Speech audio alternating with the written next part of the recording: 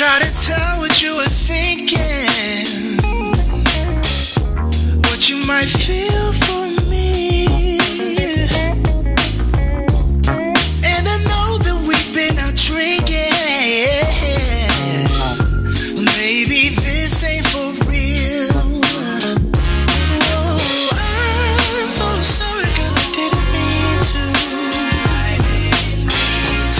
I done messed it up again.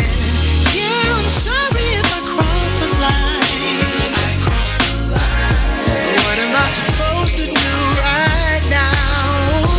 Maybe I'm falling for you. What I would do for you to love me too. Oh, no, I can't hide it no more. What I would do for you to love me too.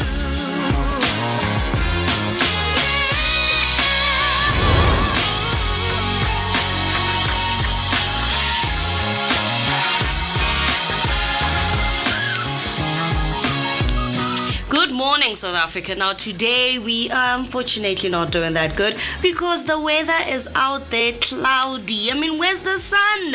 Where did the sun go? Because for me, I was expecting to see the sun again today. But so I do hope that you guys are feeling okay and doing amazing out there at home or on your way to work or currently at work. As you know, it's another day on the Vooka Breakfast Show where we bring you everything and anything that you need to know. And obviously, making sure that we start off your day with a daily dose of positivity. I go by the name of Afriberry, also known as Miss Berry Place, to those who know me and to those who don't know me. But on a day-to-day basis, we always give you amazing places that you can actually go to and visit. And now this place is known as Picture of the Day. And today we are covering the Walter Sisulu National Botanical Gardens. Now the Walter Sisulu National Botanical Garden is located about 30 kilometers west of Johannesburg, and it is one of South Africa's most treasured green spaces. Officially established in 1982, the site has a popular retreat since the 1800s. It showcases the unique rocky Hatfield grassland and a mosaic of grassland savanna and a dense bush along streams and kloofs. Over 600 plant species thrive there, making it a living classroom for biodiversity.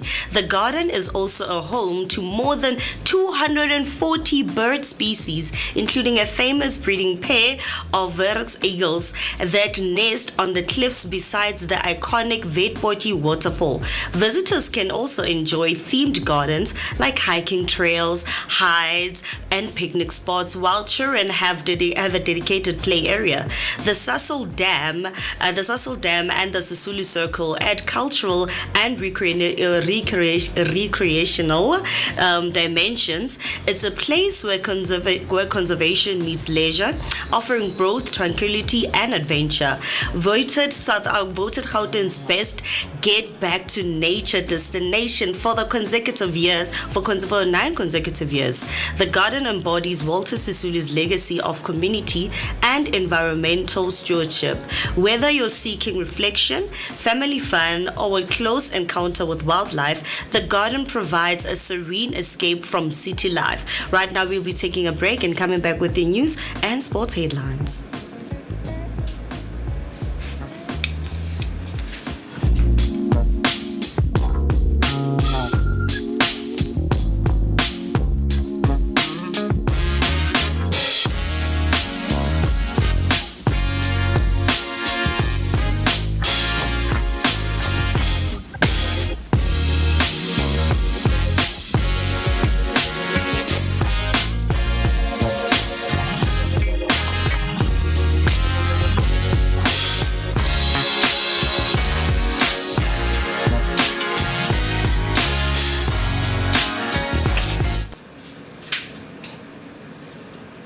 For news headlines, the first headline, Mkhwanazi accused of misconduct in classified information saga.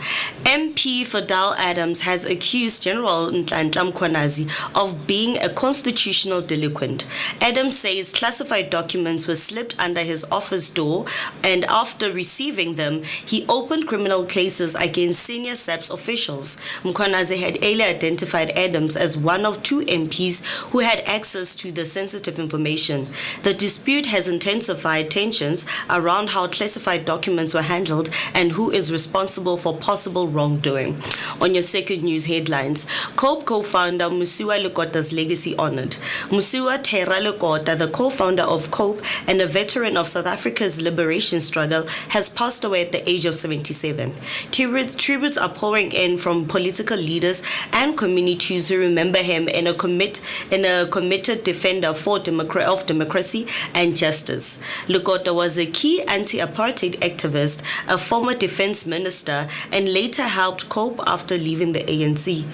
His courage, leadership, and decades of public service have left a strong mark on South African politics. And then on your third news headlines, COSATU warns of risking lawlessness in construction sector. COSATU says it is deeply worried about growing lawlessness in South Africa's construction sector. The union warns that the situation is becoming more and more dangerous and threatens both workers and the industry. COSATU is calling for stronger action to restore order and ensure the safety of people working on construction sites. Now we'll be heading over to your sports headlines. On your first headline, Owadu urges sharper attack after muddy pitch. Orlando Pirates coach Adlesam Odwawu has urged his attackers to be more clinical after their narrow 2-1 win. He felt the team could have secured the match earlier with better finishing. Odwawu also expressed frustration over the poor muddy pitch conditions, saying they made play difficult. Despite the victory, he believes the team must improve their sharpness in front of goal to maintain consistency. On your second sport headlines, Erasmus praises summit for ensuring rule stability. Springbok coach Rassie Erasmus and the SA Rugby CEO Rain Oblesa have placed after attending the Rugby's World Cup shop of the Games Summit in London. They confirmed that no major law are expected before the 2027 Rugby World Cup, giving the Springboks the stability as they continue playing. Erasmus, attending his first summit after previous bans, said he was relieved and happy with the direction of the discussions. On your third sports headlines, Markham calls for semi-final loss a slap in the face. The Proteas were knocked out of the T20 World Cup after a heavy 9-wicket defeat to New Zealand in the semi-final. The Black Caps dominated, winning with 41 balls to spare. Captain Aidan Markham described the loss as a slap in the face, saying the team never found their rhythm. South Africa entered the match unbeaten, but a strong New Zealand performance led by Finn Allen ended their campaign abruptly. Right now we'll be taking a short break, but just before we take a short break, don't forget to also comment under our YouTube comment section using the hashtag Vooka Breakfast Show, hashtag Vooka Nation, hashtag Sivugile, or you can feel free to send us a text or message or even call us on 060-493-3226. That's 060-493-3226. We'll be coming back with your traffic, weather, and market updates.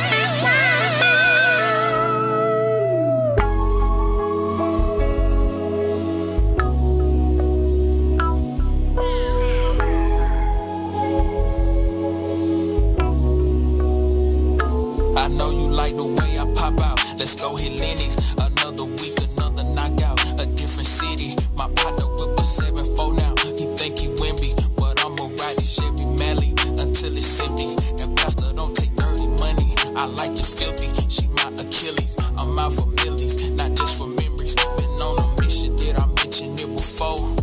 I can't be slipping till I'm reaping what I sow. Can you meet me where I'm at before I hit the top? How many years I put in this just trying to make it pop? I had a purpose before they had opinions, but what hurts is when they close and know the most will speak on you the worst. I reminisce like every day cause I miss what it was. Try not to get caught in my memory and stuck in the mud. I used to drown it out with liquor, I kept me a buzz. Binging and faded to that same song, missing love. No motivation, now my eyes, they been back on the prize. Can't go back where I was in my mind cause it don't bring me shine. I pop out time to time to show face and give my people love. That's all I got and now I won't waste it cause ain't in us here in this place enough. I know you like the way I pop out. Let's go hit Lennox. Another week, another knockout. A different city. My partner whip a 7-4 now. He think he Wimby, but I'ma ride this Chevy Mally until it's empty. And Pastor don't take dirty money. I like it filthy. She my Achilles. I'm out for millies, not just for memories. Been on a mission, did I mention it before? I can't be slipping till I'm reaping what I sow. Keeping my rearview mirror empty when I'm riding out, cause ain't never risking this. How I'ma break bread with them, but my pockets down and my head ain't into this. That's why I gotta keep my hustle strong and not let them. Now let's get you nice and warm out there at this moment with your weather update.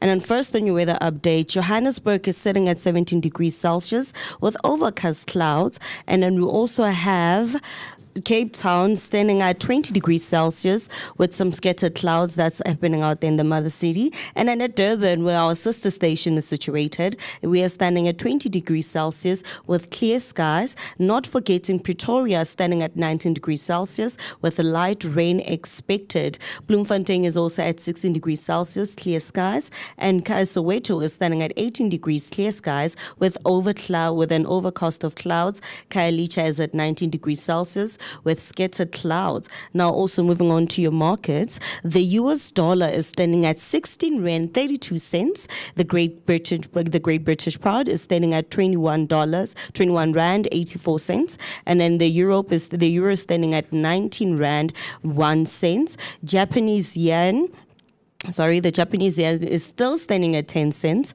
And then the Australian dollar is standing at 11 rand 52 cents. Chinese yuan is standing at 2 rand 37 cents. And then the gold is at 43 rand 500 per ounce. Brent crude oil is standing at 1,550 per barrel, and then one Bitcoin is going to cost you 1,250,000 rand. That is all for your markets. And right now it's time for your traffic update to make sure that you reach your destination nice and safe.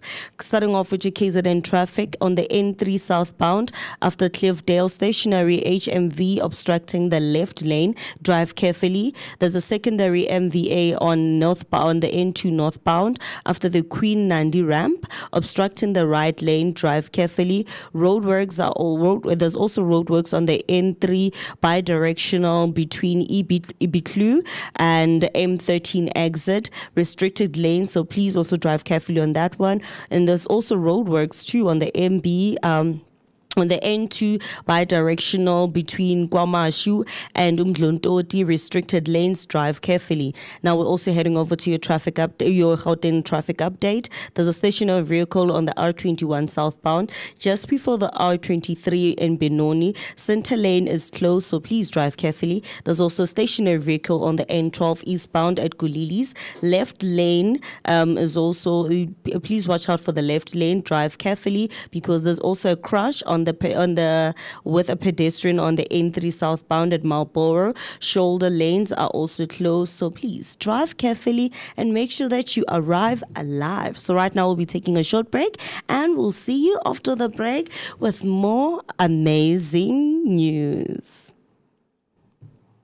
I'm here to rebirth, never lose your purpose on this earth. With my feet dragging in place, I'ma still keep it moving, holding the pace. Feel a drive I can't ever replace. This the life I chose, and my hands still holding the wheel that I never know that it take. When the sight of the sun bring a smile. Early morn, make it work all the while. That the evening brings for the nighttime rings and the moonlight sings me sound.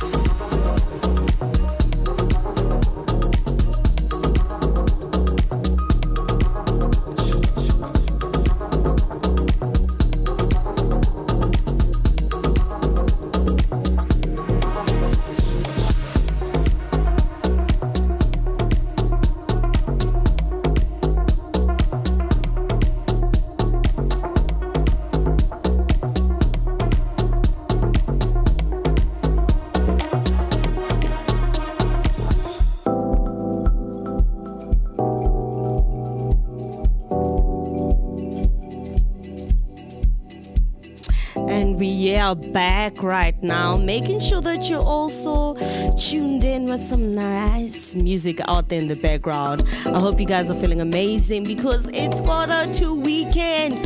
The weekend is almost here. It's almost time for people to go out and have fun and do amazing and great things. Don't forget that the hashtag to use on our comment section is hashtag Vooka Breakfast Show, hashtag Sivugile, hashtag Vooka Nation. And yes, you can also feel free to send us a text, a message. You know what? You can just do the most amazing thing ever and just also give us a call. You can give us a call, text, or send a text or a message to 060-493-3226. That's 060-493-3226. And if you also want to send us a picture of your morning rise, how everything looked in the morning just before you went to work or went to school, you're more than welcome to also feel free and send us that text and that picture so we can show people the different mornings that people wake up to in the different parts of South Africa, including Nina Banbasetegwini. Don't forget that you can also tune into us on the Underground Radio DBN app,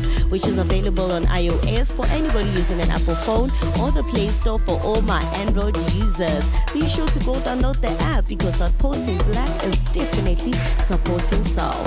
Now, one thing that I found interesting right now is because it's quarter to weekend, right? So a lot of people are just going about fixing the things and what you do for the weekend because of so many things that are played out. Some people are like, you know what, I'm just gonna chill this weekend. I'm not gonna go anywhere. I'll be spending time with family instead of actually going out. So please let me know what you plan on doing over the weekend, because some people feel like there should be some certain rules, obligations that people need to follow with the weekend. And I want to know that if you could design a law that only applied on weekends, what exactly would that law be? That's one thing that we all do. For me, that one law would probably be the fact that everybody should be using Bolt and Uber, because it is not safe to drive on the roads while you are intoxicated. I repeat, it is not safe to drive on the road while you are intoxicated.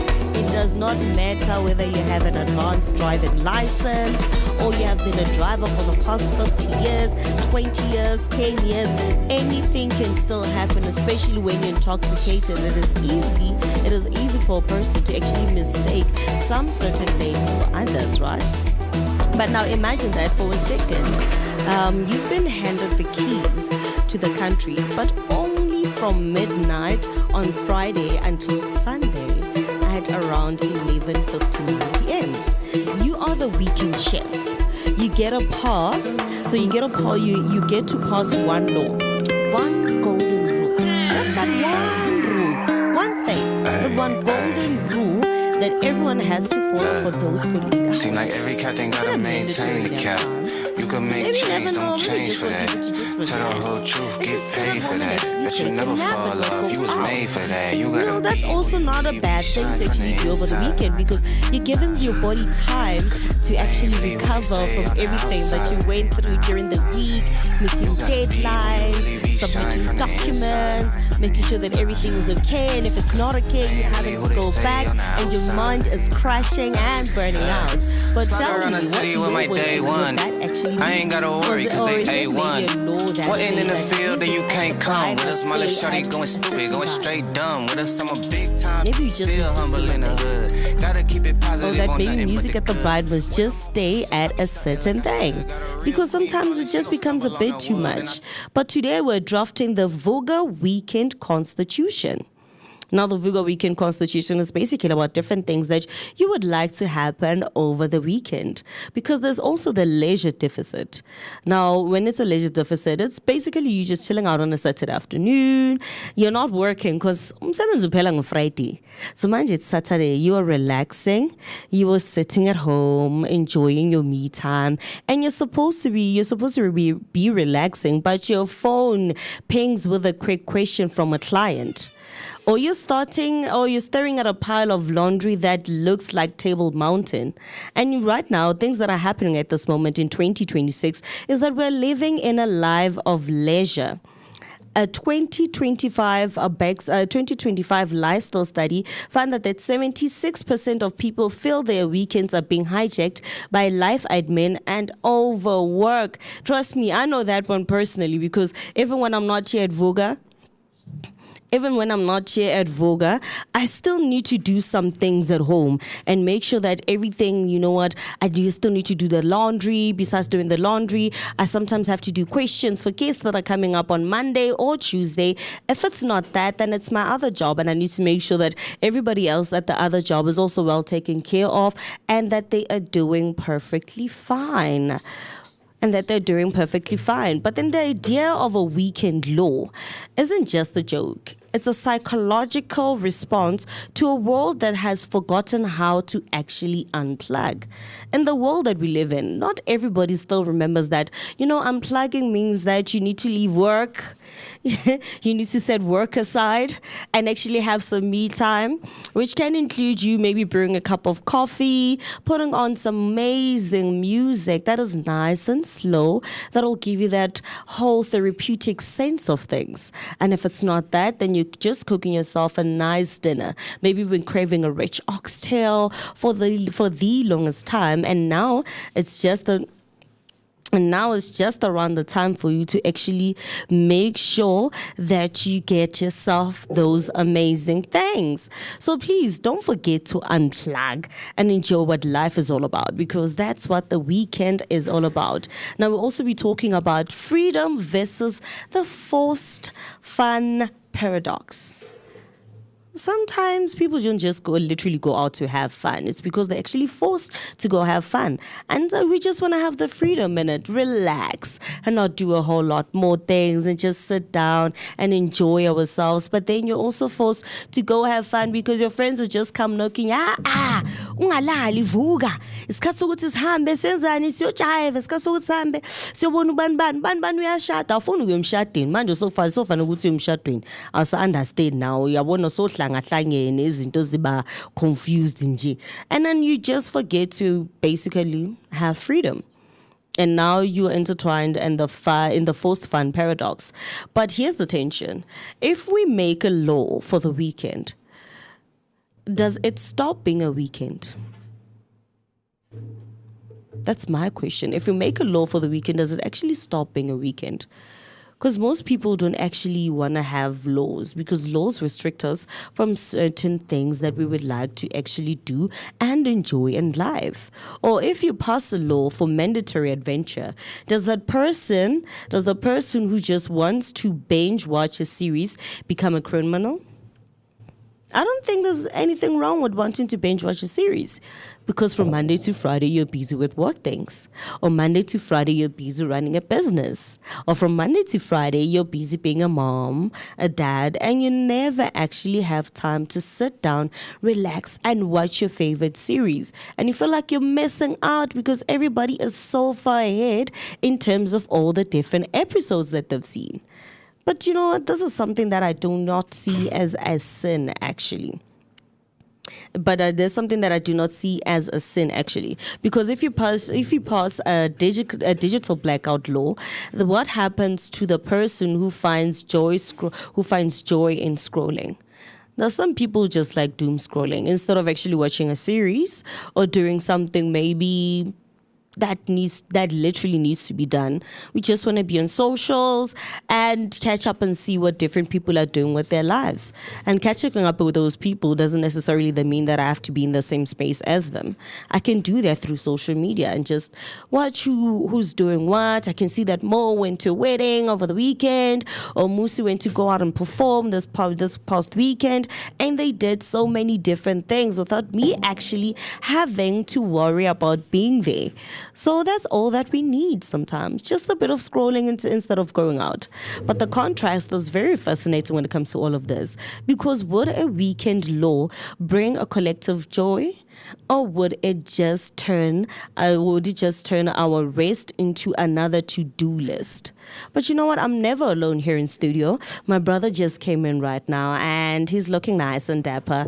And I'm thinking of taking his olive green jacket. That's if he actually allows me. But I'm talking about the one and only MooCee, who just walked in. So let me just pass on the mic to him so he can send his salutations. Morning, Mist. How you doing? Hey, how's it going? I'm doing fantastic, and you? Not too bad.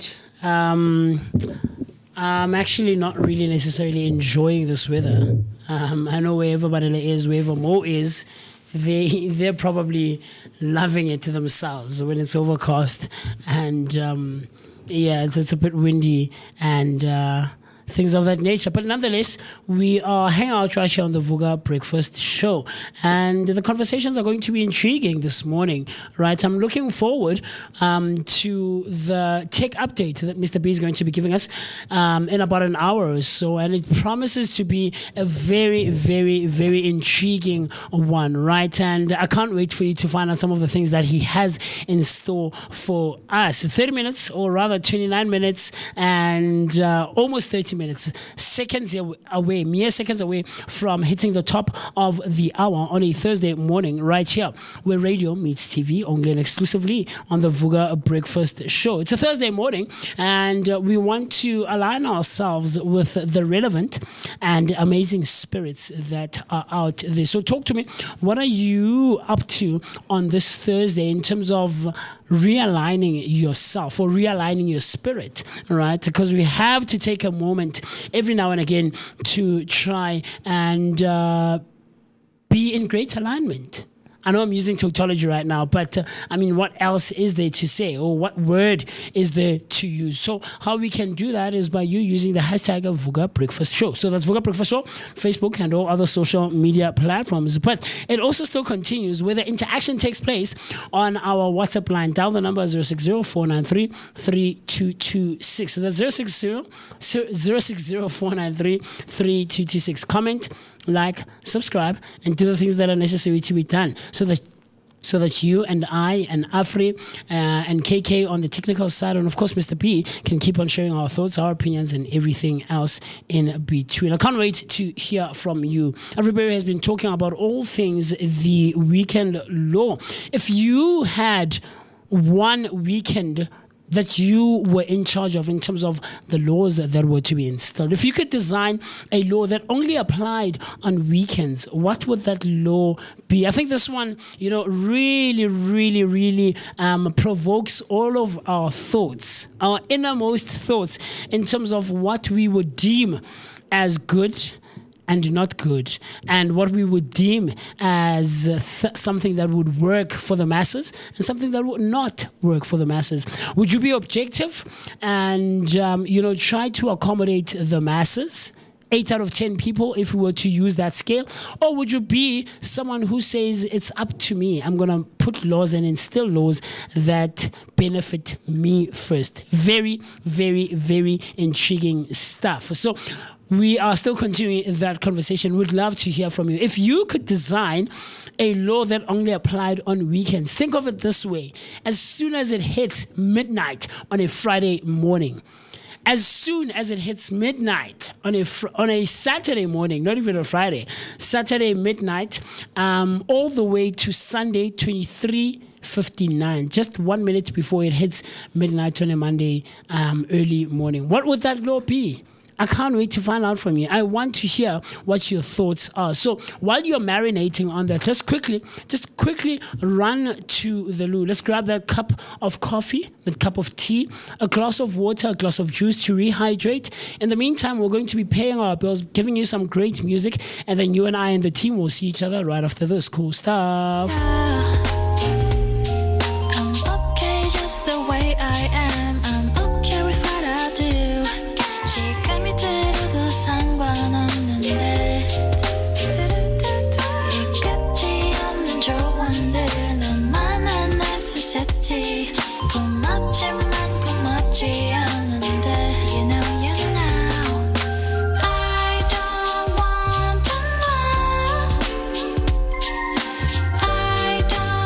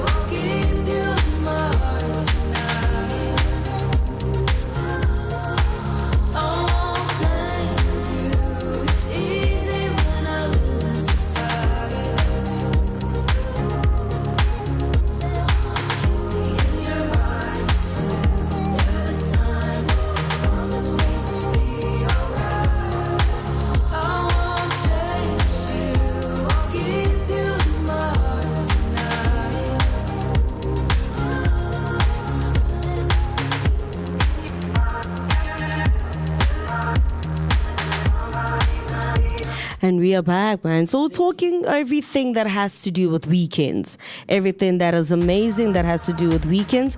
MooCee, tell me, my bro, do you think that the weekend needs a law? Because it's a lot of things. And some people are literally also asking themselves, are we fighting for freedom from rules, or do we need rules to protect our freedom? Now, you see, the weekend has different things that is going on. We also have the weekend legislator, right? So the weekend legislator has to also do with the Gen Z enforcers. Now, the Gen Z enforcers have to do with rest as a human right. Their law is no chores allowed until Monday. They want to protect the soft life at all costs. Man, who doesn't want a soft life? Because we all want to have a soft life, relax. Man, stana sekuba kwamagida sibhekana sibona ukuthi ubani akanzi ini, ubani ufuna ukwenzani, ubani ufuna ukuhlala kahle, anganzi lutho ngeweekend. Phela that is the Gen Z soft, that is the Gen enforcer. And then we also have the social catalyst. Now, the social catalyst is community as king. Now, this is probably one person who always make sure that when they cook out for the entire community, making sure that everybody actually comes in to enjoy such a beautiful and amazing role. Now, their law is freedom concerts in every park. They want to use the weekend to sync our main character energy together. So these are probably people who are just basically free and live. They like exploring. They like everything to be nice and free, nice and mellow, nice and simmered down, making sure that everything goes out perfectly. But we also have the unkissed. Now, the unkissed is the don't tell me how to chill. Ungangitsheli ukuthi ngenzeni weekend. Zangishayisile mina emsebenzini. Into ngifuna ukuyenza ngizoyenza and ngeke ungenze lutho. Now, this is basically what their rule has to do with when it comes to the weekend. Don't tell me what to do. Don't tell me how to chill. They argue that the beauty of the weekend is the lack of laws.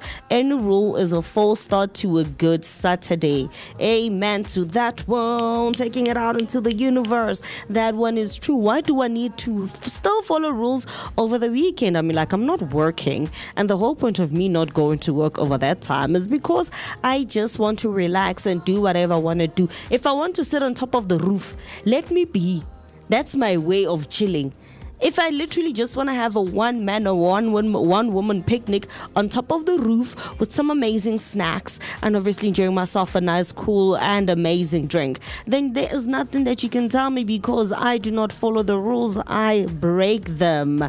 Now, also, and now we also need to also remember that the rule is also meant the weekend is also meant for joy. So designing joy ultimately isn't about control. It's about intentionality. When we imagine a weekend law, we are actually identify what we feel is missing from our lives. Now that's very interesting. It's a very interesting point, eh? If your law is no work talk, it means you're feeling unheard. If your law is free entry to nature reserves, it means you're feeling disconnected.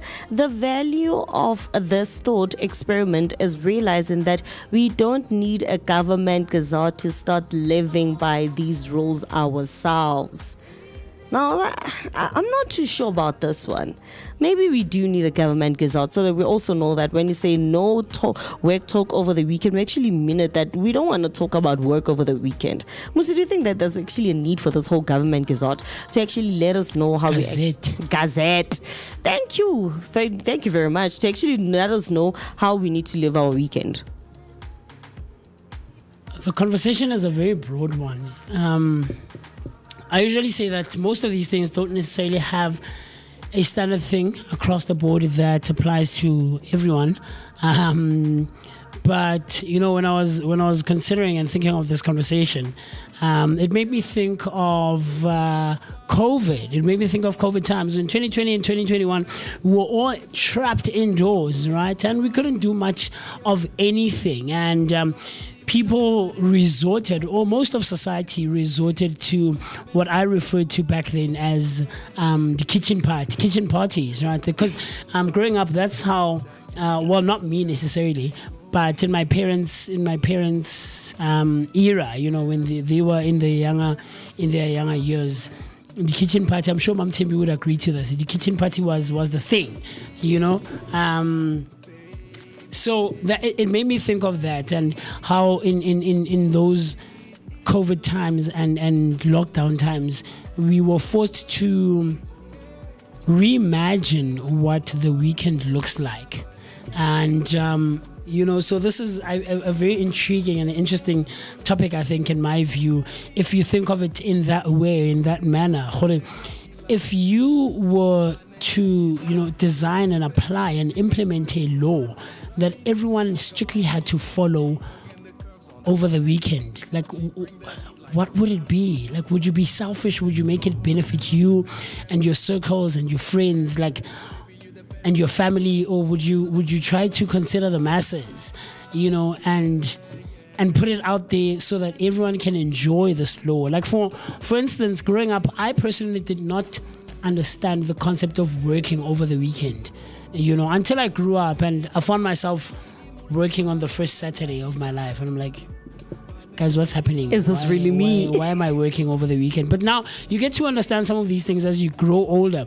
But most of them also have to do with having a different perspective and widening and broadening your mindset, right? And your reasoning capacity. And all of those things, I think, in my very humble and 2 cents worth of an opinion, how you broaden and how you expand, you know, all those kinds of things is by going through experiences, meeting new people, you know, going to different places. Visit that place, man. Take a drive one day and go to Pretoria and go have a burger at the mall and see how people live on that other side of town. You know, if you have the funding and you have the finances, take a trip to Mpumalanga over the weekend.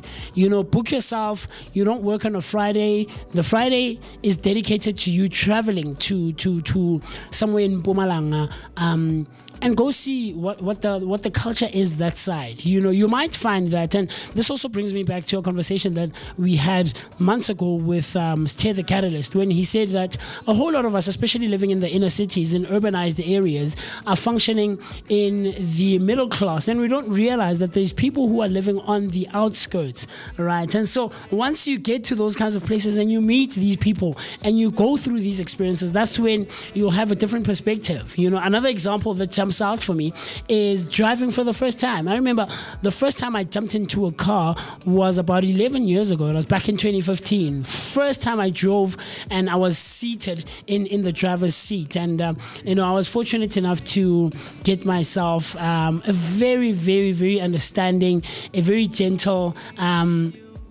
you know, and very patient, that's the word I was looking for, very patient instructor who goes by the name of Steve. And that guy was like, don't worry, my brother, I'm going to get you through this. You are going to be okay, and you are going to become a driver. Give me a couple of weeks, I promise you, you're going to be comfortable, you know, with being behind the driver's seat. And so when you go through all those kinds of experiences, man, and you go to these places, I mean, the first time I went to Durban and I saw the beach, I was like, what? I've been missing out in life. What's been happening? I've really been missing out. The first time I went to Cape Town and I was on a flight for the first time in my life, and I was like, what? Sheesh, what's happening? You know, Mama, I made it. And not necessarily made it. I mean, sure, if your goal is to feel like you've made it up with getting on a flight, I'll grant it to you. I'll give that to you. But it's those kinds of things, man, where you think about it and it's like, sheesh, would I be selfish with designing this law and implementing it? Would I consider the masses? What kind of law would it be? Would it be on the fun side? Would it be on the political side? Would it be on the, you know, socio-economic side of things? You know, there's so many things to consider, I think. You can't just go, you know, by click of a finger and think of it as just making your 3 wishes with the genie and things of that nature. And so all of these perspectives are quite interesting and intriguing for me, if you ask me anyway. I mean, the first one, when we talk about the Zen enforcer, you know, and this person says, no chores allowed until Monday. They want to protect the soft life at all costs. I mean, think about it. Would it really necessarily be practical if none of us did our chores on Saturday and Sunday? I mean, when you think of chores, I think of doing the dishes, I think of cleaning the house, I think of sweeping, mopping, I think of laundry as well. I think of tidying up your bedroom, washing the windows, things of that nature. Those are the things that jump out for me when we think chores, right? Stretch it a bit. Think of it as, or rather consider at the mall or public spaces, right? You want to make use of a public hall in your community. You want to visit the mall, and we want the mall to be clean. Would it be practical if the people who take care of those chores in those public spaces, would it be practical if they didn't take care of those? Would we not be in a filth-ridden public space over the weekend, all until Monday? That's too far. 2 days is small when you think of how quick it goes by in terms of if you're someone who functions in the workforce, right? But it could also be too long. It could be quite a long time to consider if we're not going to be doing certain things, because we enjoy these luxuries that we take for granted, small ones at that, very, very small ones, and we think, whatever. Think of people who have their bins collected on a Saturday. I've never seen it personally, but I'm sure there are places somewhere out there who have their bins collected on a Saturday morning, or even a Sunday. Do you get what I'm trying to say? There's different places actually around the world, around South Africa, Absolutely. and different dates for even in Meadowlands we have different dates. Zone 8 ile zone 2 Absolutely. So when you consider those kinds of things, I mean, would it really be practical in that sense, right? And then there's also the social catalyst, and this person is based around the fact that they say free concerts in every park. They want to use the weekend to sync our main character energy, all right? And you know that we spoke about main character energy sometime last week, I think. But would it make sense? I mean, sure, for someone who is like me and who loves going out over the weekend and spending some time, being in social spaces, meeting new people, interesting and intriguing people, because that's what happened. That's what happens at those spaces. It actually even makes me think of what happened on Tuesday evening. I'll get into that conversation a bit later on. But I would absolutely be for this one, because I know I would go in a public park right here in Dobsonville. The following week, I would visit a park somewhere in the East Rand. The following week, I would drive to Mpumalanga, like I mentioned, right? Because I would know that there is different music in all these different spaces. But again, for some of us who are performers, would it make sense to put on a show every weekend? Would it make sense for parks to be filled on a weekend basis with concerts and people? And that's a lot of work. It sounds great. It really does. But I honestly think that, after like a month, 4 weekends of consistent music and concerts and festivities, and it gets tiring. I mean, think of December. That's why we have the festive season hyping in December. And then in January, we go on a downward spiral and we resort and we resume normality or some sort of normalcy, right? In terms of returning to work and not consuming alcohol on that level and on that rate, right? And then there's the anarchist, right? The anarchist says, don't tell me how to chill. They argue that the beauty of the weekend is the lack of laws. Any rule is a false start to a good Saturday, which to some extent, I agree. I genuinely agree, man. I mean, laws really help us. I think they really form some level or give a structure and some order to society, right? Because we know that you can't do this because you're going to get in trouble. You can't do this because you're allowed to. There's certain things and spaces you can't access because you don't have, the access. You haven't been granted access. Like there's structure and there's some order that is put in place for society, for individuals to society, and so that we can live a civilized type of way of living and not be barbaric about our way of living, right? And these people say, don't tell me how to chill. Sure, I'll grant you that, but there should be some order to these things. Like Rekasika says, we can't be living as if we are living in the wild and we're animals and things of that nature. We're a civilized society, and we are people who have reasoning capacity, so that's where I think these things are at for me. But it's intriguing, man. Like, I'm trying to think about it, and would I base my law on the groove life, to accommodate my 2000 and those who are coming into their 20s, 21, 22, would I accommodate those who are slightly in their late 20s, early 30s, mid 30s, like Mr. P, Mahrotmani, my sister, who still want to enjoy, but in a very structured and controlled environment and way of doing things? Would I consider those who are in their 40s and older now, more proper adults? Not that we're not proper adults, but like, you get what I'm trying to say, It's intriguing, I think, in my view. So I want to find out from you. I would love to find out from you, because I'm trying to consider all these aspects and all these different characters and personalities and traits that people possess, man. I mean, considering us here as the Vooka team, we have an array of personalities and characteristics, and I think that's the beauty of life, that we're so different in similar ways. We're so different in similar ways. Do you see what I'm doing there? We're so different in similar ways, and on the other side of the coin, we're so similar in different ways as well. So I think it's very, very, very interesting. If I were to think of one that I would implement, I would say the one that's jumping out for me, I think, is the one that I mentioned earlier of growing up and not understanding why people needed to work over the weekend. And I would lean more onto that side of things, because it's the weekend, and I understand there's retail, there's all sorts of jobs that, have to be done over the weekend, starting on a Thursday like this one, maybe, or even on a Friday tomorrow.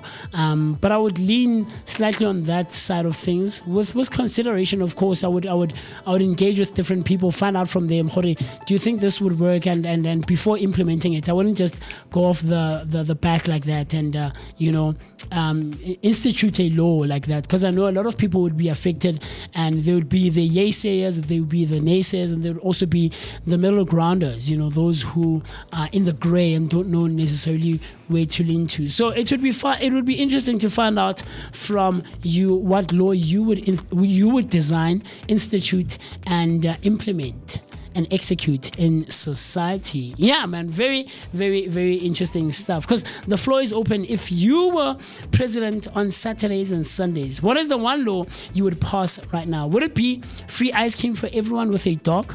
Would it be a no car washing on Saturdays so everyone actually rests? Or maybe the bride takes, where the host always gets the best piece of steak? I mean, think of that on its own. Right? On Tuesday, we were talking about the unwritten rules that we have in society, because this also leans into that a bit, right? I think the two spill into each other on some level, in some shape, form, or manner. So if you can't take, or if the unwritten rule is you can't take the last piece of meat at a braai without considering everyone there and making sure that everyone has had a piece or two, would you then institute a law that says the one who's hosting the braai would be the one to get the best piece of meat? Interesting stuff. I don't know.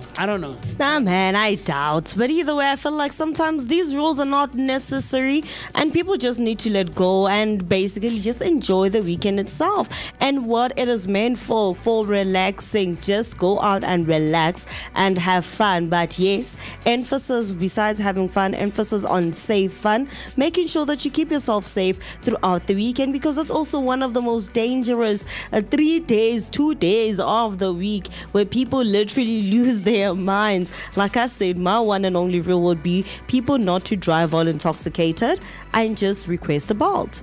In that way, everybody gets home safer and there's less accidents, and there's nobody who's gonna probably go through somebody's house or somebody's wall. Because I know that in Meadowlands we've had situation where you find a car in somebody's wall. How did they even get there? We never know.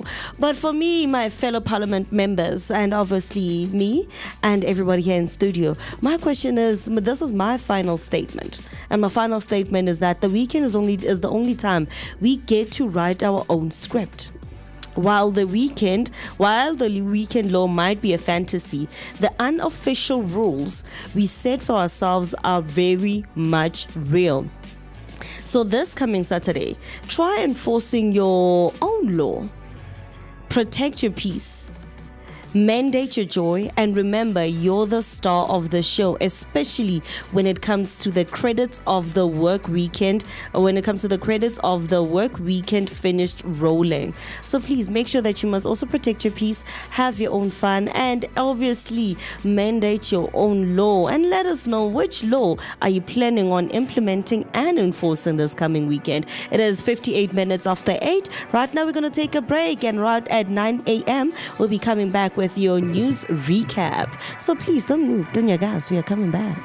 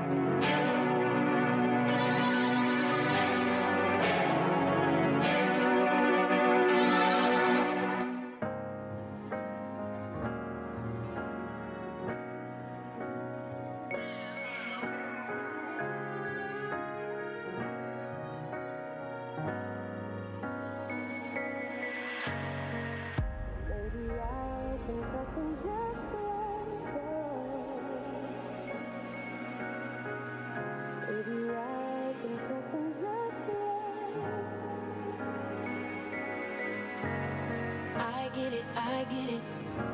I guess I get it now. Life is taking enough from me. Think I just need security. Yeah.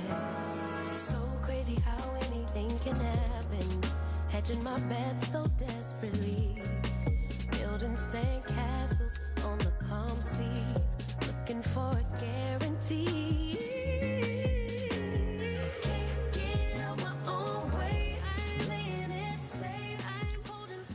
Still giving you your daily dose of positivity that is accompanied by an energetic start to the day. Right here, where radio meets TV, only and exclusively on the Vooka Breakfast Show. Brought to you by the Blinko Network, man. Spending some great quality time with myself, the one and only MOOCEE Mist. My name is MooCee Mist, and I'm excited. I'm happy to be both in your presence and in your company on this lovely Thursday morning. I mean, if you consider overcast and slightly chilly and drizzling weather, a great morning. But it is a great morning nonetheless, because you hang out with us right here, right? Coming to you live from the Vooka studios in the heart of Soweto in Johannesburg, Top Santon, right next to Zondi Hills, just before you get to Bramfisher Kloof. And 3 minutes after the hour, 9 o'clock, on the 5th of March 2026. We're 229 episodes in. This should by now be your ultimate favorite rendezvous. I don't know about you, but it should. And I want you to make noise about it. Tell a friend to tag a friend. Tell a neighbor, tell a co-worker, tell Umakelwan, tell everyone, tell us, just shout it out as wide as you can that the Vooka Breakfast Show is about to celebrate its 230th episode tomorrow morning on a Friday. And we're excited. I can't wait. I don't know about you. How you and I can interact and engage with each other is by you using the hashtag Vooka Breakfast Show. So that's Vooka Breakfast Show on Facebook and all other social media platforms. But it needs not end there. It also continues on our WhatsApp line. Dial the number 060-493-3226. That's 060-493-3226. Comment, like, subscribe. Do the things that are necessary to be done so that you and I, and the Vooka Nation and the Vooka team can continue sharing our thoughts, our opinions, and everything else in between. A couple of comments have already come through right there on our comment section on YouTube. Mam Tembi a bit earlier on came through and she was saying, a very good morning, Vooka team and Vooka Nation and Underground Radio GBN. Hashtag Vooka Breakfast Show. Hashtag Sivugili. A blessed, soaky Thursday to all teams.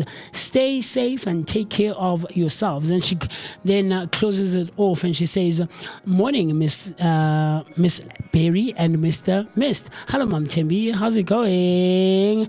Morning, Ma. I see a few of you are hanging out with us, even right there in Durban, on the Durban airwaves. How's it guys going, man? We'd love to hear from you because you guys are enhancing your listening experience and chilling with us and hanging out with us, man. So as it just hit 5 minutes after the hour, 9 o'clock, we're going to be giving you your latest news headlines or your news recap. And this is how it's looking this morning. This is how it's looking this morning. On your first news headline, Mkhwanazi accused of misconduct in classified information saga. A political storm is brewing around the handling of sensitive state information following sharp allegations from National Coloured Congress Member of Parliament Fidel Adams against KwaZulu-Natal Police Commissioner Lieutenant General Nhlanhla Mkhwanazi. Adams has publicly branded Mkhwanazi a constitutional delinquent, escalating an already tense confrontation over classified documents. The clash stems from Mkhwanazi's testimony at a parliamentary committee and later at the Madlanga Commission, where he stated that Adams was one of 2 MPs who had access to classified material. Adams insists he never sought the information. Instead, he claims the documents were slipped under his office door anonymously. Upon discovering them, he says he acted within the law by opening criminal cases against senior SAAPS by figures whom he believed were implicated. His stance is that he followed due process, while Mkhwanazi has accused him of mishandling sensitive state intelligence. Analysts observing the hearings note that the dispute reflects broader concerns about accountability, political interference, and corruption within policing structures. The tension has spilled into Parliament, influencing committee dynamics and promoting calls for members to rescue themselves from related investigations. While commissions probing the political and criminal justice environment, this confrontation highlights the deeper challenges facing South Africa's security sector. The outcome may shape future norms on how classified information is managed and who is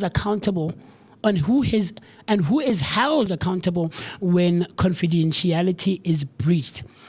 On your second news recap, remembering Musiwa Lekota's enduring political legacy. Musiwa Tera Lekota's passing at the age of 77 has sparked widespread tributes across South Africa, highlighting a lifetime shaped by courage, conviction, and public service. As a young activist, Lekota was deeply involved in the anti-apartheid struggle, eventually serving prison time alongside Nelson Mandela. His role in the liberation movement cemented him as one of the country's steadfast voices for justice. After democracy, Lekota became South Africa's first premier of the Free State and later served as Minister of Defense from 1999 all the way to 2008, playing an important part in shaping the country's security and governance structures during the early years of the new South Africa. In 2008, after internal disagreements within the ANC, he co-founded the Congress of the People, namely COPE, a party that sought to provide an alternative vision for accountable leadership. Lekota remained a central figure in COPE throughout his life, even as the party faced internal challenges. His leadership style, direct, principled, and unafraid of criticism, earned both admiration and respect across political lines. In the days following his passing, leaders from across the political spectrum have reflected on the depth of his contribution to South Africa. They described him as a lion of the struggle and a defender of constitutional democracy. His legacy stands not only in his political roles, but also in his unwavering belief in that South Africa must be led with honesty and integrity. Lekota leaves behind a powerful example of service, one rooted in courage, resilience, and lifelong commitment to the country he fought to free. And then in your last news recap, COSATU raises alarm over construction sector lawlessness. The Congress of South African trade unions, namely COSATU, has raised fresh concerns about the growing lawlessness affecting South Africa's construction sector. According to the union, the industry is increasingly disrupted by unsafe practices, disorder, and threats that undermine the worker safety and the stability of projects across the country. South Africa's construction sector has long faced challenges, including delays, cost overruns, and safety incidents. In recent years, industry groups and labor unions have repeatedly warned about rising intimidation and disruptions linked to criminal elements often referred to as construction mafias. These groups have been accused of storming sites, demanding a share of project contracts, and creating an environment of fear for contractors and workers. While these concerns are widely reported across media and industry commentary, COSATU's latest statement adds renewed urgency to the conversation. The union argues that the escalating situation affects not only workers, but also public infrastructure delivery. When projects are halted or destabilized, communities suffer through stalled housing developments, delayed school construction, and incomplete road upgrades. This ultimately places additional pressure on government and local authorities to act decisively. COSATU is calling to stronger enforcement of the law, improved protection for workers, and collaboration between government, labor, and the private sector. Addressing lawlessness in construction, the union says it's critical for economic stability, job creation, and ensuring that South Africa's infrastructure program can move forward without disruption.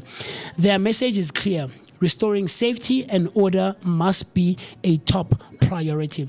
And of course, those are your latest news headlines and news recap for this morning. 12 minutes after the hour, after 9 o'clock already. I want to say 12 o'clock as if it's a midday already. So with that being said, we've been talking for a little over a minute, and I want us to quickly run and go pay our bills, rehydrate in the process, listen to some great music, and we'll see each other right after this. Cool stuff.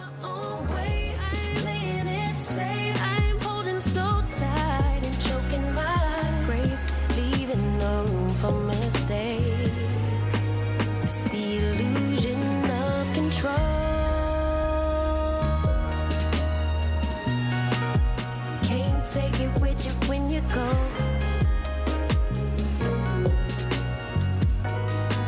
and holding on won't help it grow.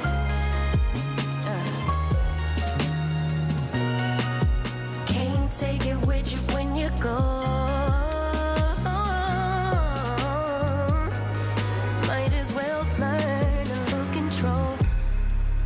The sun rises and it sets every day without my help. I can just rest assured. Of course, heaven knows best. Every second my heart beats is a reminder there's a creator keeping me safer than the illusion of control.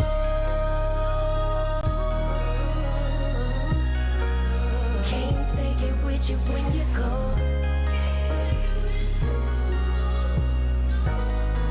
When holding on won't help you grow. Help you grow. Can't take it with you when you go. Might as well learn to lose control.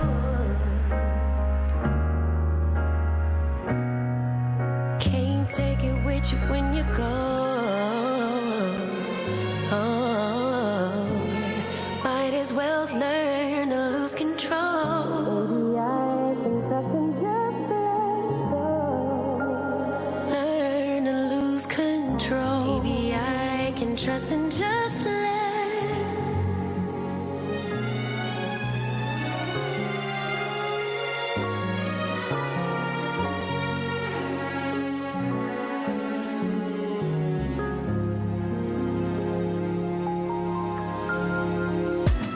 Yeah, stepping in the spot like she own it. Looking like the world is your runway. She can set it off like a gunplay. Oh my, yeah. Talk of the city with the body. Always getting praised like it's Sunday. She said, baby, what you gonna do about it? Loving your vibe, girl. That energy. It is a Thursday morning, and we're still giving you your daily dose of positivity that is accompanied by an energetic start to the day. I see a few of you hanging out with us, but you guys are not interacting, and you guys are not giving me what you guys are thinking. What's going on this lovely Thursday morning? I mean, like Omam Tembi said, that it is a wet and rainy morning, right? And but I want to find out from you, even all of you who are enhancing your listening experience right there on the underground radio, on the airwaves of Durban.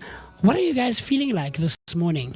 How is your morning going thus far? Because you know that Thursdays are where vision stretches forward. Thursdays are where vision stretches forward. And right here, that's what we try to implement on a Thursday morning, or rather on a day-to-day basis, every weekday morning, Monday to Friday, giving you your daily dose of positivity that is accompanied by an energetic start to the day. A few things that I want to go through with you, all right? But in the meantime, make use of the number 060-493-3226. 060-493-3226, all right? Today, it is the 5th of March, and of course, it means that we are in the 63rd day of the year, which is crazy stuff, celebrating 229 episodes of the Vooka Breakfast Show. It will also mark that we are 302 days away from saying goodbye 2026 and hello 2027. 43 weeks remaining, and I want to find out from you, what is your plan for the 43 weeks that are remaining?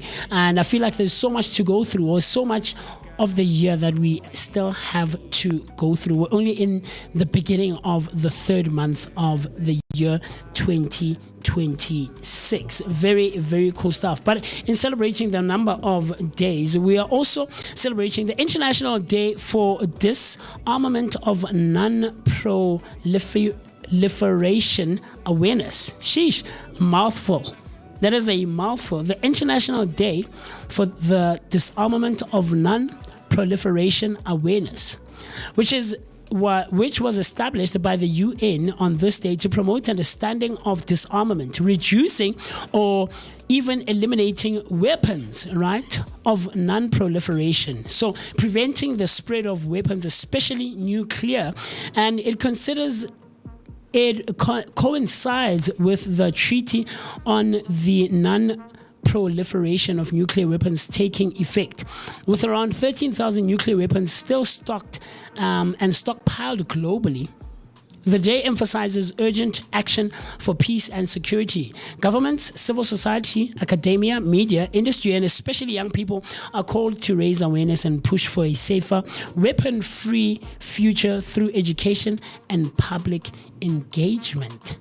Oh man, I love that. I mean, I know it was back in the early 2000s, I think, when our own government of South Africa did away with our nuclear weapons, which South Africa was the first country in history to ever do that. This was, how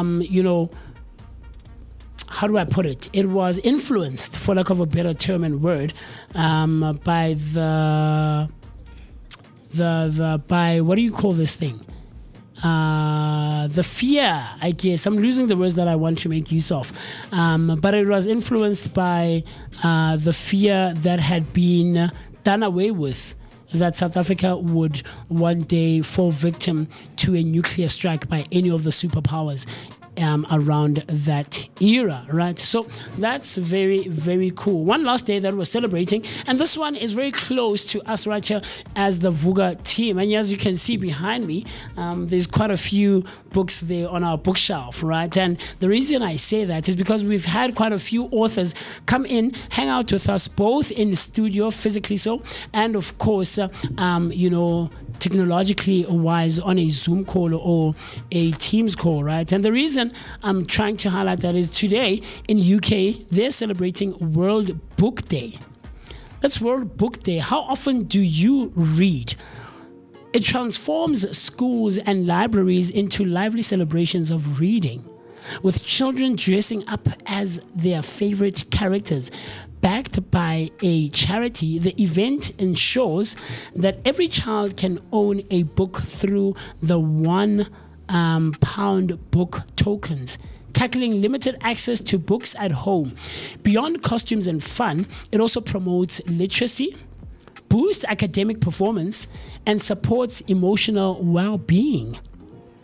Ultimately, it's both a joyful celebration of storytelling and a vital step forward to a brighter, more inclusive future for young readers.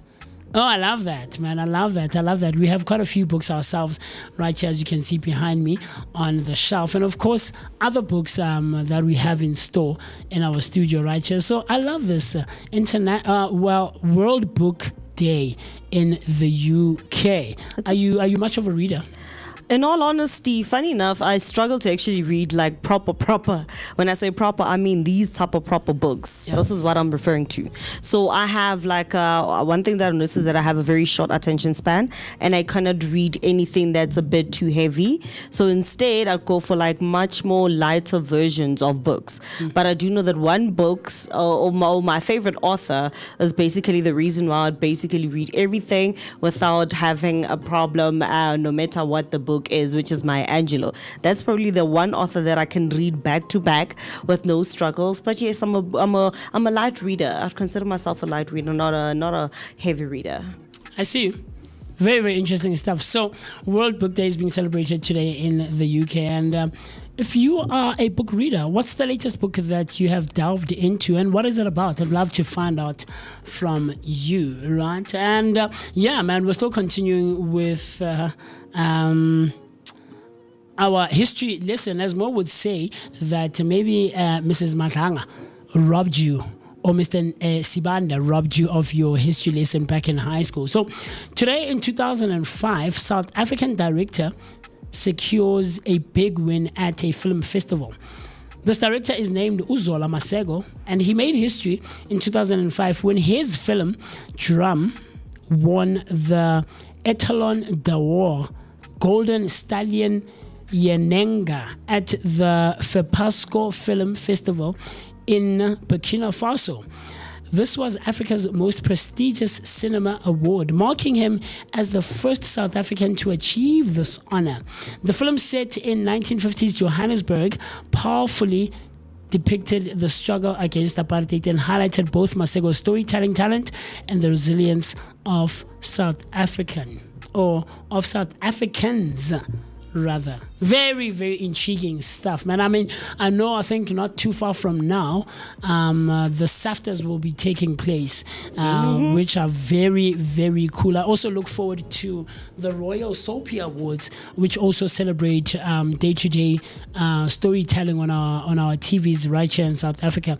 And I have been fortunate enough to grace both those stages as a performer, man, which is cool when you see all these creatives, directors, producers, people who are involved in TV and in film and television, right, come together and unite and celebrate each other and give props where props is due. So that's very, very, very cool stuff, man. Yeah, it definitely is. I just wanna this year which TV soap of South Africa is actually gonna take the cup, because it's always been a battle of the TV soapies. Your Scandal, you have your Generations, and then now there's Uzalo, and there's other different shows that actually ended up popping up during those shows. Amalanga Wafani, which is also another South African production, which is basically based around the storytelling of Maskandi music and how it shapes the industry itself. And then Maskandi, how do they actually find themselves within the industry and actually survive. So yes, man, the awards is something that somebody needs to definitely look for. I'm looking forward to them. Like, we also have the Metro FM Awards coming up, so there's a lot of things that are definitely coming up for this year. Hey, yeah, very proper stuff, man. Proper stuff. And so we are still continuing and shining light on all these inspirational stuff that has happened in and around the world society. And talk to me. I want to hear what your thoughts are. I don't actually, now that I think about it, I mean, as much as I love and I appreciate, people being awarded and being recognized and being acknowledged, I don't necessarily think that I've been much of a consumer of the awards ceremonies that we have in South Africa. When I do catch it in passing, I will chill and watch for a little while, but I'm not someone who necessarily takes my time, to try and watch and see what the awards are about. I think the last ones that I watched were the Royal Soapy Awards, the 2023, which was 3 years ago, which is crazy now that I'm thinking about it. Yeah, man, and then Pop-Ups was the MC for that year's awards. So I think it would be interesting to find out what this year's awards are going to be looking like. Yeah, I don't know. Maybe that's just me. I don't know if you guys are followers and adamant watchers. You are not the only one. I think for me it's because the awards ceremonies in South Africa have kind of lost the essence of the whole point of why we're actually doing awards. Okay. And for me, that's what it feels like. You, for example, look at the summers. The summers are not what they used to be when we grew up. Everybody knew that growing up in the early 2000s, like, the summers were one of the biggest award ceremonies that you could ever wait for. And it was highly anticipated because we're all looking forward to, okay, who's going to be the MC for this year? What are you're also waiting for the red carpet moments, the styles, to see the different designs that are also there. And then the one thing that always makes us glued to the screen is, of course, the performances. Yeah. You also want to see who's performing, who's hitting the stage, who's going to rock the stage, who's going to win. But at this moment, the summers kind of died down to a point that many people barely even know when the summers are actually happening. Yeah. And it's very hard to find out. Like, it's not like before. Before I don't want to lie, MTN had the summers back then. And then they lost the whole contract with the MTN, and then everything just kind of died down. And if I'm correct, last year or this year, it's actually the last year with the Motsepe Foundation. Okay. So meaning that they need to start also looking for more sponsors again. And then we also had a rise in the Amapiano Awards, which also died out of nowhere. And then we had the Hip Hop Awards, which I found it very nice because it was also highlighting the hip hop culture in South Africa, which is something that's also not celebrated that much compared to like your Amapiano, your home, or your house. And that was amazing. But right now, where exactly are the Hip Hop Awards? The only thing that hip hop lovers have to look forward to in the year or towards the end of the year is basically Back to the City, because that's one thing that has stayed consistent within the hip hop culture in terms of celebrating the essence or the origin of South African hip hop culture. So for me, I feel like the awards need to really zhuzh up a bit more. They've lost their essence. They've really lost their touch. Whether it's the SAFTAs, or it's the Royal Soapy Awards, or including the music awards that we have. At this moment, it's something that I'm not actually keen on consuming. They just don't entice me like before. I see. No, it makes sense. It really does make sense. And yeah, man, I think something has to be done to just reignite the fire in the South African entertainment industry. All right, I think quite a few. There are people out there, man. I mean, we're trying as the Vooka Breakfast Show, to give you edutainment, lifestyle, things of that nature. Engage you, give you proper information and knowledge. Things that you can make use of, or teach you a thing or two. Every weekday morning, man. We really, I think we really do try, man. So, as much as we're celebrating all these amazing stuff, we also need to give recognition to people who are born on a day-to-day basis, and one of those people is none other than the lovely actress. I love this lady. She's one of those people. When I started watching movies and I started recognizing and learning who celebrities were or who actresses and actors are, she's one of those people who stands out for me. Eva Mendes. Ooh, love this lady, man. Eva Mendes is growing up today, born on this day back in 1974, 52 today, and an American actress, a model, a businesswoman of Cuban descent, right? She was married to Ryan Gosling. She is, actually. Oh, still married to Ryan Gosling since 2011. Crazy stuff. Ryan Gosling is also an amazing actor himself. And she began her career with music videos and later starred in Training Day and Once Upon a Time in Mexico with Antonio Banderas, which is very, very cool. So Eva Mendes is celebrating her birthday today. Crazy stuff. Someone else from right here in our very own Republic of South Africa who's celebrating their birthday is none other than Mom Yvonne Chaka Chaka. Yvonne Chaka Chaka is also growing up today. She is the renowned princess of Africa, a singer, a songwriter, and of course a humanitarian who was born on the 5th of March on this day back in 1965, and actually is originally a Dobsonvillian, something that a lot of people are not aware of. All right, and she is a major South African icon known for hits like Umboti and her extensive charity work. All right, if memory serves well and if knowledge serves me well, I think Yvonne Chaka Chaka is also the founder of Woman Radio. Yes, right? she actually is. And we spent a bit of time with one of their presenters last year at the Rand show that took place from the 21st, I think, to the 25th, 26th of April, which was very interesting, man.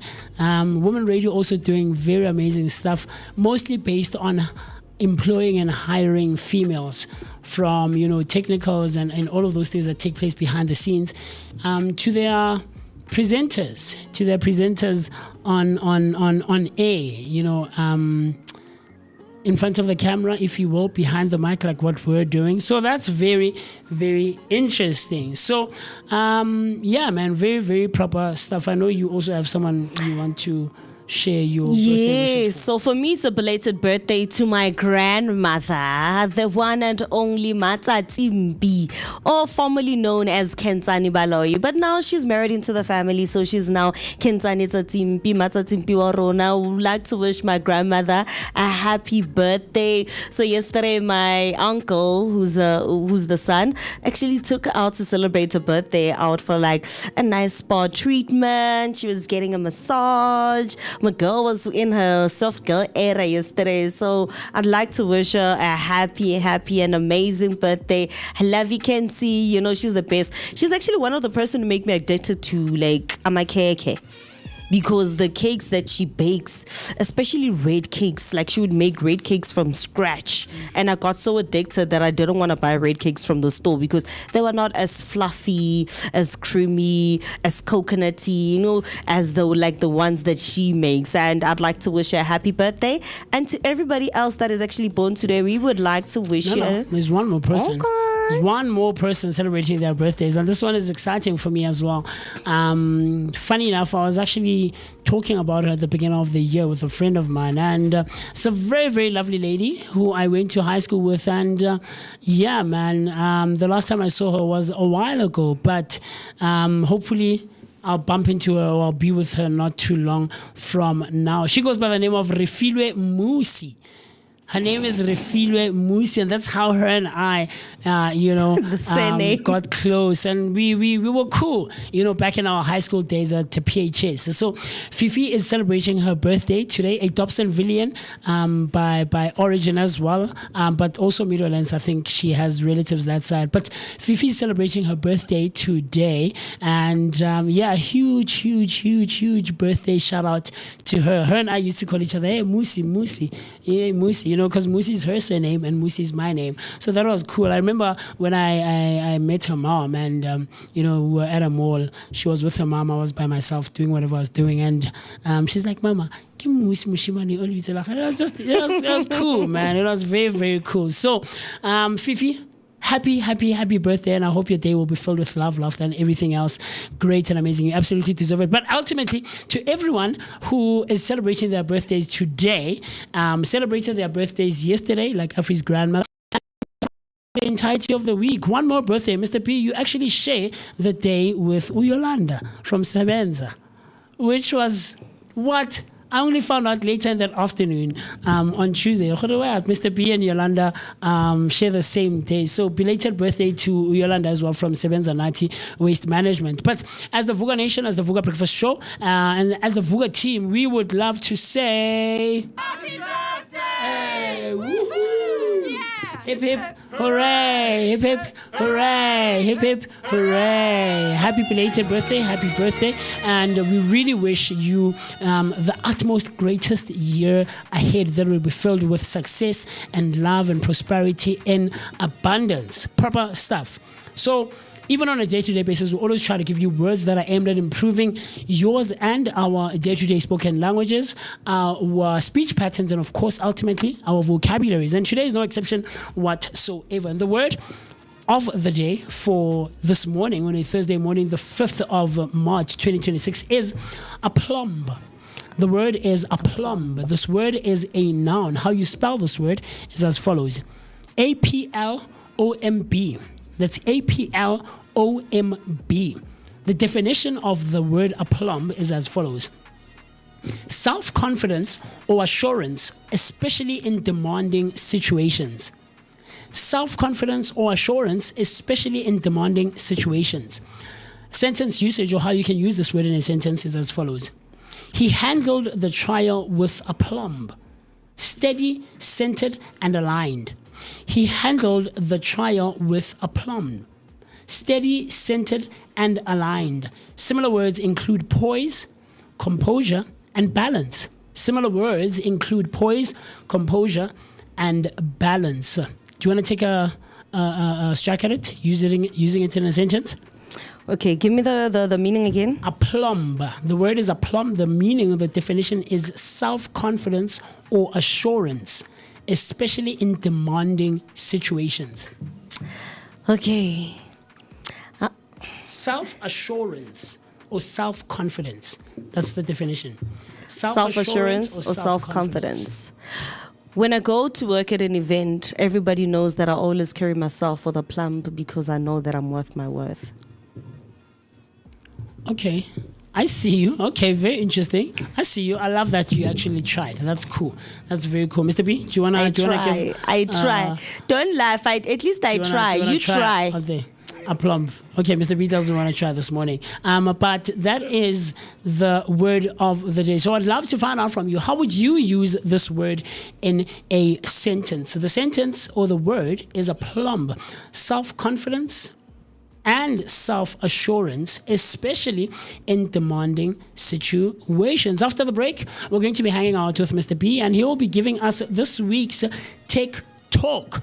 All right, what should we be on the lookout for in the world of tech and devices and new things that are being introduced in the market? Run quickly to the loo, right? In the meantime, we're going to be giving you music. We are paying our bills, right? Because we have to keep these lights and the cameras and the mics on. Grab a glass of water, rehydrate, and we see each other after this. Don't change that dial.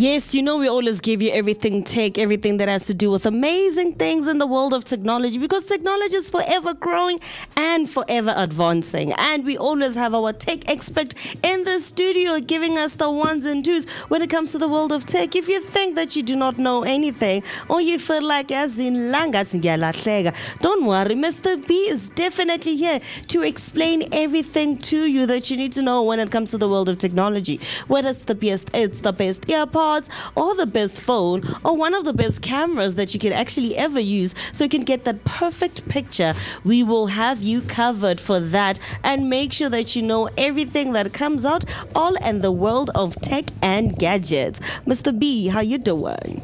How you doing? Hey, what's up? And then you keep quiet. You don't answer people saying how you do. No, but I did though. I did. I was like, "Hey, how you doing?" No, but I asked you. You can't answer a question with a question. That's how we talk, man. In this, day and age. But I'm doing good. Thanks, Afriberry. Missed yourself? I'm not too bad. I know you're loving the weather. I'm not. Guys, best weather out there. It's not. Trust me, it's not. Guys, Never. Like, this weather is not. Hot days are the best, guys. I get up, and I'm sad. It's my birthday month. month. No? You know that, right? It's your birthday month. Yeah. So I get to dictate what the weather looks like. This week is your birthday week. Exactly. So even this weekend, because I'm gonna set the rules, Is it your has to birthday. be this Okay. weather. It has Is to be that this that way. the one law that you would institute? That's the one law, yeah. To have it overcast Absolutely. all day, every day.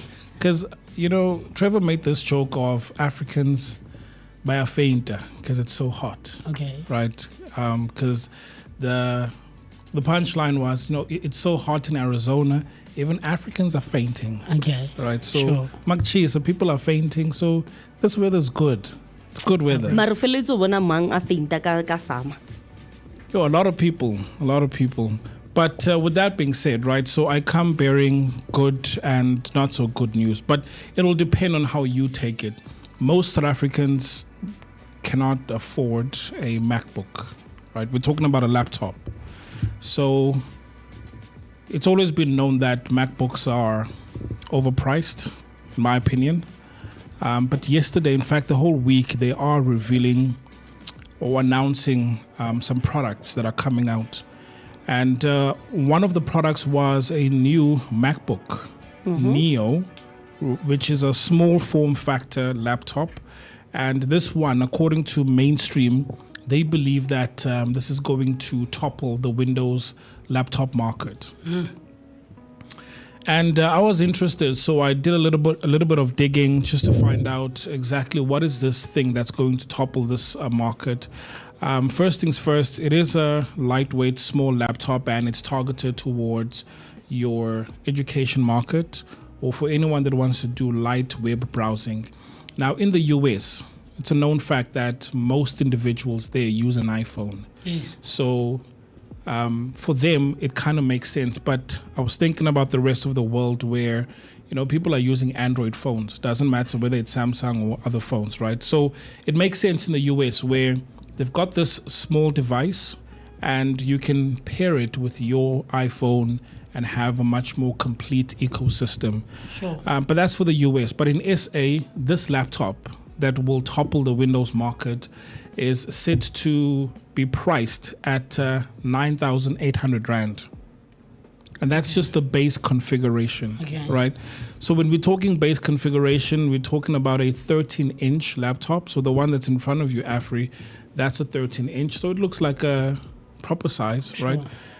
And it's got 8 gigabytes of unified memory. So when we talk unified, the GPU, the unit that's responsible for graphics, also has memory as well. So the unified means that the RAM of the PC, the laptop, and the GPU is being shared between the CPU and the GPU. Okay. So it's a unified memory, right? So with other machines, you do get dedicated memory where you've got a GPU, it's got 12 gigs of video RAM, that's for the GPU, and then you've got your CPU and it has its own memory, right? So this is unified. And then the base one is 256 gigabytes of storage. I don't know, but guys, for me, for a laptop, 256 gigs That's the same storage space you can find on a phone. on a Isn't phone. that a little too little? It's a little too little. Yeah, I like that. Yeah, it is. It is. Yeah, because a laptop you would want to, depending on what your usage of the laptop is. There's people who use it for leisure, connected to their TVs, if perhaps they don't necessarily have like a smart TV like that. Not necessarily for like big things, store music, movies, series, things of that nature. Or home videos. Do you get what I'm trying to say? Yes. yeah. If you are someone who's documenting your life and your children's lives and things of that nature, 250 gigs isn't that enough. Especially if you are to use it for like work purposes. Absolutely, it's not. And even if you're a student, because you'll probably be downloading tutorials or lessons, it's not going to be enough. Sure. Right? Question is, unlike Windows laptops, does this have a form of memory expansion? There isn't. So there's no buying, there's no upgrading your memory settings. No. Most of these components are soldered onto the motherboard. So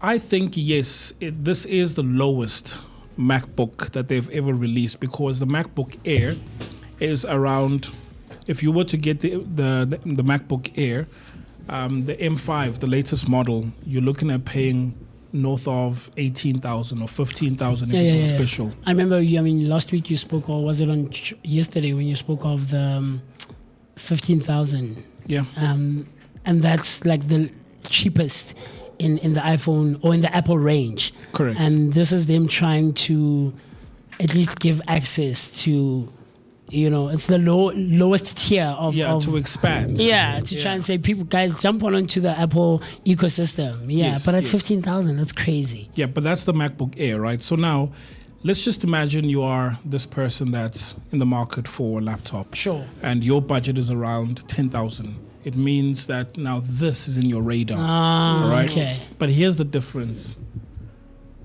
This laptop is using the phone chip, the A18 Pro, which is the same processor that is in the iPhone 16 Pro. Yeah. So it's a phone chip, not a dedicated laptop chip, yeah.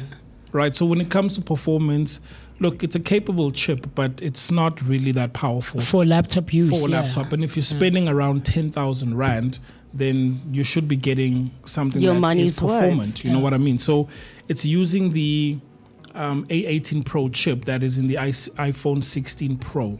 And that's not even the latest one. 17. That's like, you know what I mean?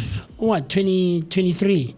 24, 23, 24. Yeah. Because Exactly. 16 came out around those years, yeah. Exactly. So I don't know, but I don't think it will crush the Windows market. Yes, it'll probably get your few other people that are in the market and they're looking at getting a MacBook. But I'll tell you this, the reviews that will come out, because this was announced yesterday, if you have 10,000 or 12,000, because the base configuration is the 9,800, but then if you want to increase the storage from 256 to 512, then you're looking at paying $700, which is around that 1.5. So the question will then be, if you are really looking for a MacBook, would you rather settle for this one, or would you rather get the MacBook Air? Because the MacBook Air is much faster. It's got a dedicated laptop chip, right? Bigger battery. In terms of ports on the side, it's got better ports, and it's a much better value offering. I mean, the other one sounds, for me, it sounds like it's a phone in a laptop. That's how I see it. Do you get what I'm trying to say? I don't know if that makes sense. It does, because this is this laptop comes in 4 colors, right? So it's just borrowing a page from the smartphone. Sure, smartphone, turning it into a laptop. Yeah, because you've got that neon green, indigo, citrus, silver, and these are all phone colors, but it's in the form of a laptop.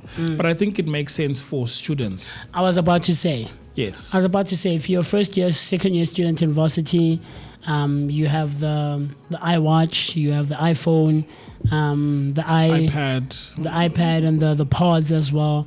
This would be good for you, man. Yeah, for a student, you're in your dorm somewhere. Yeah, man, you're sharing maybe perhaps with another roommate. Also, as a student, right? So you're looking at about minimum 3 to 4 years of schooling. I mean, between all your devices, I'm sure you'd be okay, Mr. P. Between the phone, the iPad, and the iPhone, and the MacBook, I'm sure you'd be good. You would be. But what I'm saying is long term, because if you buy today, sure, it works. It's 100%. But 4 years from now, your last year in varsity, that's where you're going to start seeing. In fact, I think for me, even personally, the first year, right at the end, that's when you'll start seeing the functionality depleting, storage running out, and all of that. Yep. So that's not the only thing they announced. The iPhone 17e, which only has one camera, right? So that's like a budget iPhone for anyone that's interested in getting into the space. Because here's the thing, people are still buying your iPhone 8. And all of that. So 11. 11. I know a friend who XR. Well, he didn't buy it himself. It was a birthday present. Yeah. So here, what Apple is trying to do is to appeal to mid-range and a much wider market. So the iPhone 17e is also around 9,800. The 10,000 mark. Yeah. That's the lowest. Imagine. Nine blocks. I mean, look, I feel like, I remember when you and I had this conversation that Apple buys its chips and screens. I think you mentioned as well from Samsung. Samsung. Right? Well, the chips they make it themselves. Yeah, but they buy the screen quality from Samsung. Absolutely. And there was something I was watching on another platform that we researched quite closely here in studio, and it was representatives of this company with the new phone that just came out that you mentioned last week, right? The S series 26. Yeah.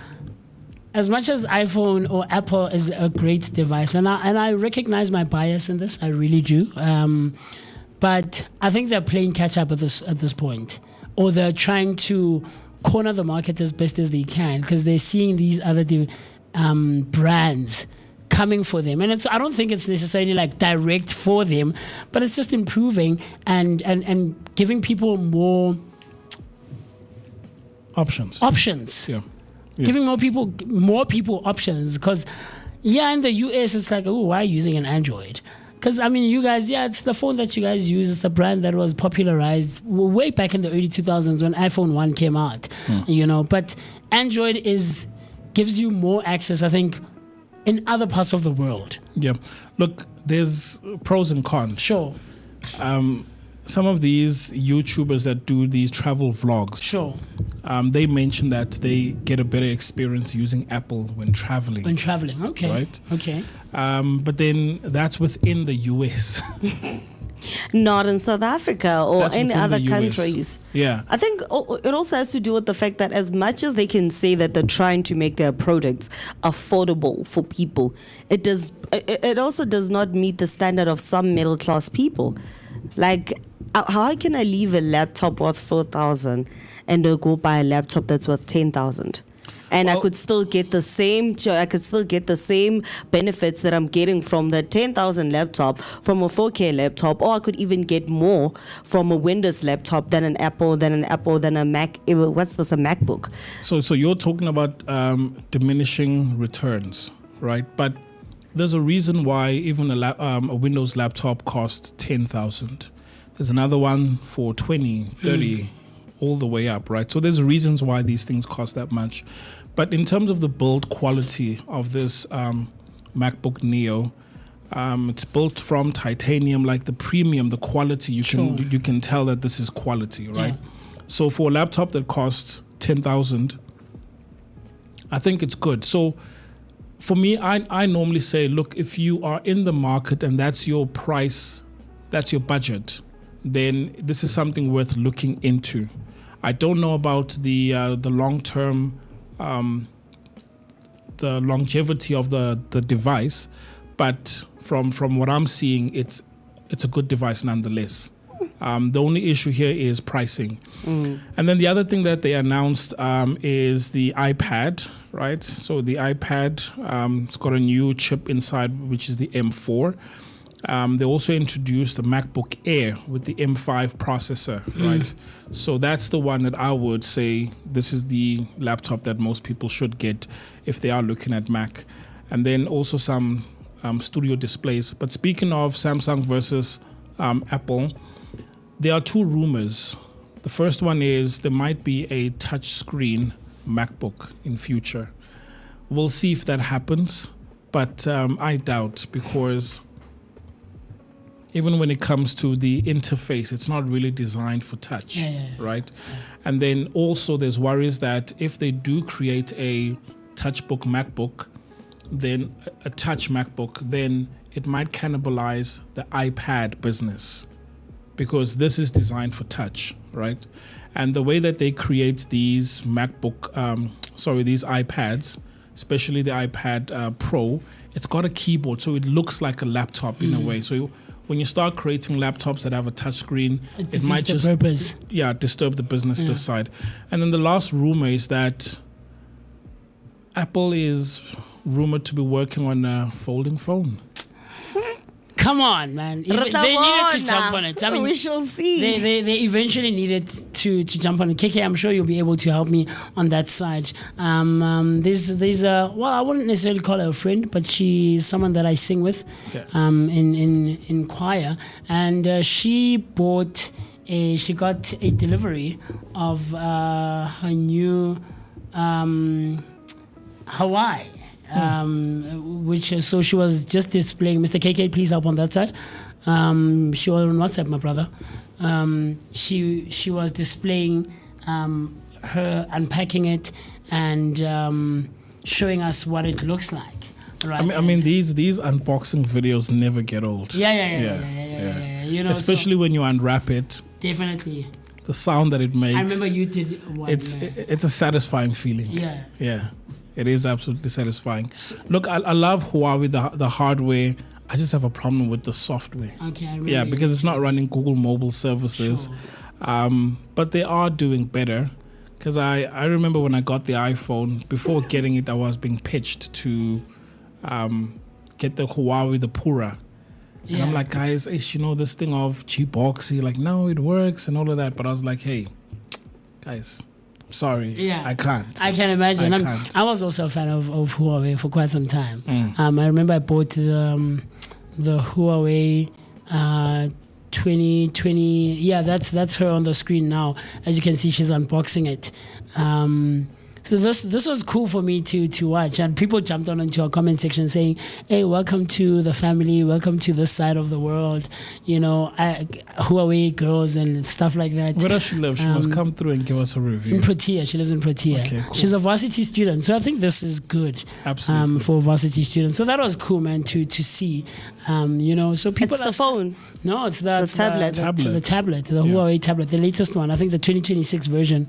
Man, so that was very cool to witness. Shout out to her, and I'm sure I'll reach out and see if she can come through and give us like a review of what it looks like on her side and how it's been working. But I quickly jumped out and of that ship of Huawei. Yeah, no. Especially when they left Google, I was like, no, guys, no. No, they didn't leave Google, so it was Trump that initiated a ban against Huawei because they were taking over. Huawei was definitely coming through. Yeah, Motorola was behind with infrastructure. Yeah. So Trump was like, look, we're not going to let America run on Chinese hardware because they might just spy and send information back home. So sure. Man, very cool stuff. Mr. B, thank you so much. We are literally a minute away from the top of the hour, 10 o'clock, and we're about to call it a morning. So this has been another edition of the Vooka Breakfast Show, where radio meets TV only and exclusively. Tomorrow morning, we do it once again bright and early as we continue giving you your daily dose of positivity. All of us are going to be accounted for. Myself, Mr. B, Mo, Afriberry, and of course KK, there on the technical side of things. Because Fridays are where energy culminates. Fridays on the Vooka Breakfast Show are where energy culminates. And so with that being said, the continuation of the conversation takes place also on our social streets and of course our WhatsApp number 0604933226. With that being said, stay safe, stay warm, because it is a bit chilly out here in the streets of Johannesburg, in the heart of Soweto. And God willing, you and I and the rest of the team will see each other bright and early tomorrow morning. With that being said, coolio.